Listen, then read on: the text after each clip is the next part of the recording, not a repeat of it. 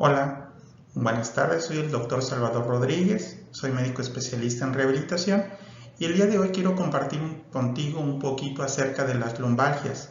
Principalmente quiero abordar y ayudarte a entender cuándo un paciente es candidato a que se le realice una cirugía o cuándo un paciente es candidato a que no se le realice esa cirugía. A eso es a lo que se le conoce como tratamiento conservador. Y en la especialidad a la que me dedico, a la rehabilitación, nosotros realizamos tratamientos conservadores, pero siempre y cuando el paciente sea candidato. No podemos hacerle estos tratamientos de manera generalizada a todo paciente con lumbalgia y con hernia de disco.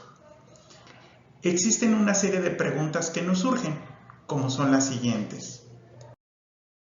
¿Qué surgen es, ¿y tiene alguna hernia de disco el paciente? Bueno, la hernia de disco, entre una vértebra y otro tenemos un tejido precisamente que es el disco intervertebral.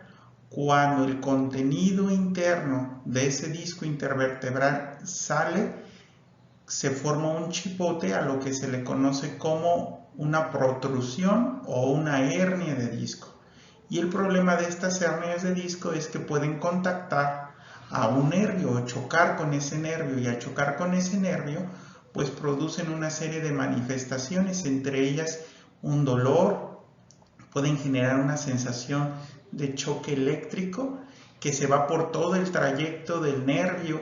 Si es en la columna lumbar, pues entonces se va a irradiar hacia las extremidades inferiores, y dependiendo del nervio que esté irritando, pues va a ser hacia la parte de la extremidad inferior a la cual se va a dirigir.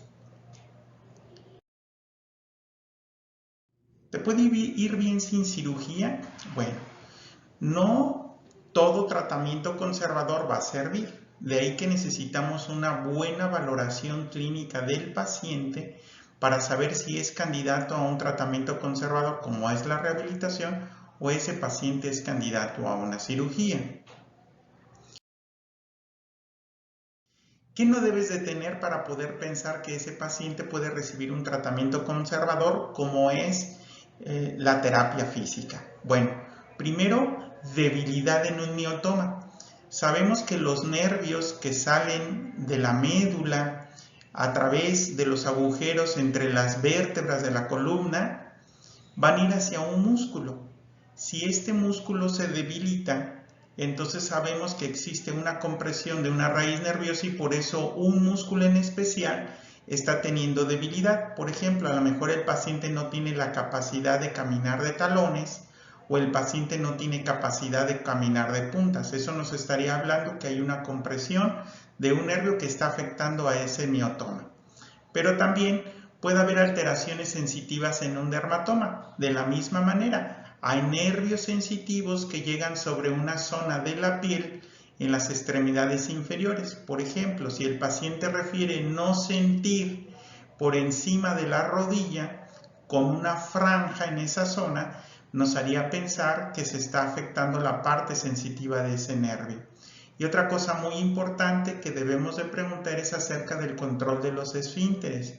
Si el paciente llega a un momento en el cual tiene la sensación de urgencia urinaria, es decir, tiene la sensación inminente de tener que ir a orinar, si no puede tener un accidente, no se puede aguantar, eso nos estaría hablando de una compresión, lo cual, si se presentan algunas de estas manifestaciones, el paciente puede ser que ya no sea candidato a un tratamiento conservador y debemos de pensar en un tratamiento quirúrgico. Ahora, hay muchas más cosas que se tienen que revisar, pero estas son algunas de las más importantes. Una vez que el paciente acude a consulta de rehabilitación, además de realizar la exploración física, practicamos en el paciente una serie de ejercicios para determinar cuál de esos ejercicios es candidato al paciente.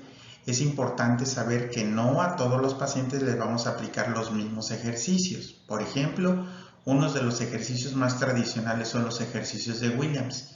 Y los ejercicios de Williams no pueden ser aplicados a todos los pacientes. Hay contraindicaciones de lumbalgias para aplicar este tipo de ejercicios. Por lo tanto, el tratamiento debe de ser individualizado.